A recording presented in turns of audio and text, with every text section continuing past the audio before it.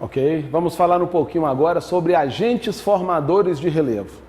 A paisagem, que quando nós viajamos, nós temos a curiosidade de observar quando viajamos por via terrestre ou marítima, essa paisagem está em constante processo de mudança. Às vezes ocorre em tempo real, no tempo do homem, no tempo cronológico, e às vezes essas mudanças ocorrem no tempo geológico, no tempo da natureza, o que torna praticamente imperceptível para nós. Essas mudanças, elas ocorrem mediante a atuação de dois fatos geradores.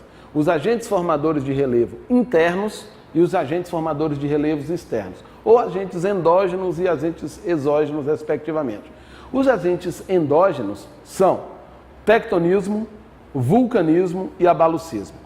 Na verdade, tudo começa com a pressão do interior da Terra, a pressão do magma sendo expelida para a atmosfera, aqui para a superfície. Toda vez que o magma sai, toda vez que um vulcão entra em erupção, para dar vazão, para gerar espaço, para que esse material magmático saia, as placas tectônicas se movimentam. Essa movimentação é chamada de movimento divergente, ou movimento de separação das placas.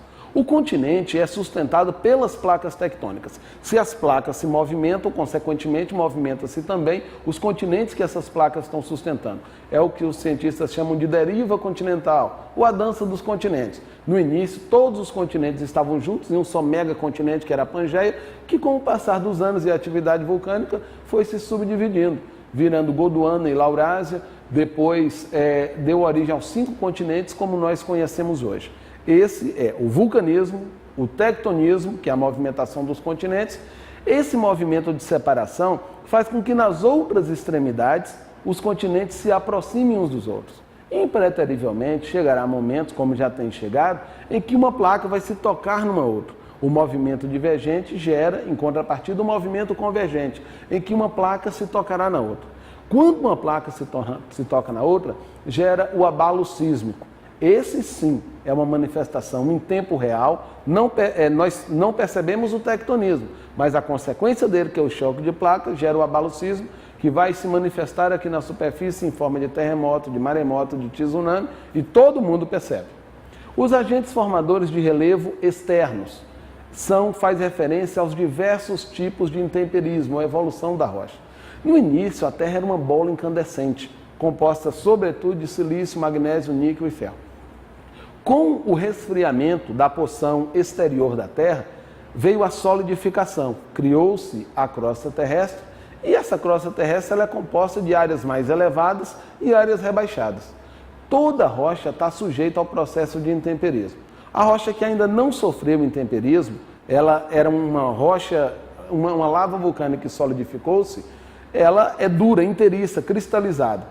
Com o passar dos anos, exposta aos anos quentes, anos frios, anos úmidos e anos secos, ela vai perder essas características e fragmentar-se. Isso se chama intemperismo físico. Ela dá origem a uma nova categoria de rocha. A rocha deixou de ser aquela rocha cristalina, ou chamada de ígnea ou magmática, e tornou-se uma rocha sedimentar. A composição química é exatamente a mesma, embora a forma em que ela se apresenta é diferente.